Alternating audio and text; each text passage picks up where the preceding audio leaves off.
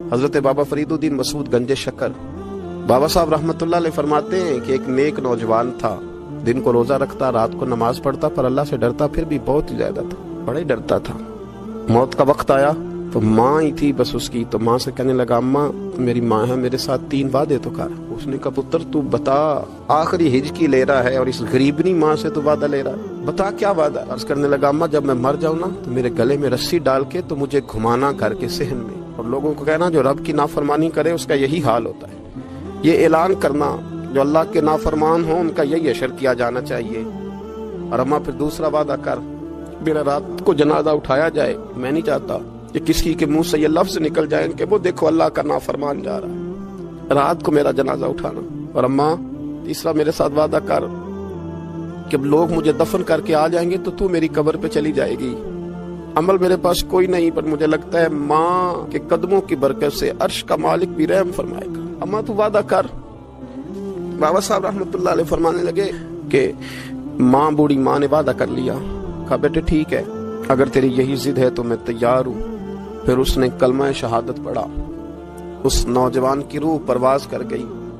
بوڑھی ماں نے رسی منگائی تو ولی من خاف مقام ربہ جنتان، جو ڈر جائے، اس نے تو کہا تھا نا کہ رسی ڈال کے گھمانا اور کہنا یہ اللہ کا نافرمان ہے، اس کا یہی اشر ہونا چاہیے تھا۔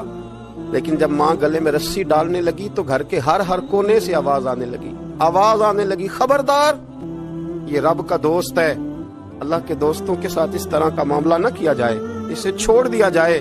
اور کہا تمہیں کچھ بھی اور کرنے کی ضرورت نہیں ہے، یہ تو رب کا دوست ہے اور رب کی بارگاہ میں حاضر ہو گیا۔ کوئی بندہ کہے گا کہ یہ تو ایک بابا فرید کا سنایا ہوا واقعہ ہے، سنیے، بخاری میں حدیث ہے، نبی پاک صلی اللہ علیہ وسلم نے فرمایا، حضرت ابو ہریرہ رضی اللہ تعالیٰ عنہ راوی ہیں، حضور فرماتے ایک شخص مرنے لگا تو اپنے بچوں سے کہنے لگا کہ میں جب مر جاؤں تو مجھے جلا دینا، اور پھر میرے جلے ہوئے وجود کو پیس دینا، پھر مجھے ہوا میں اڑا دینا۔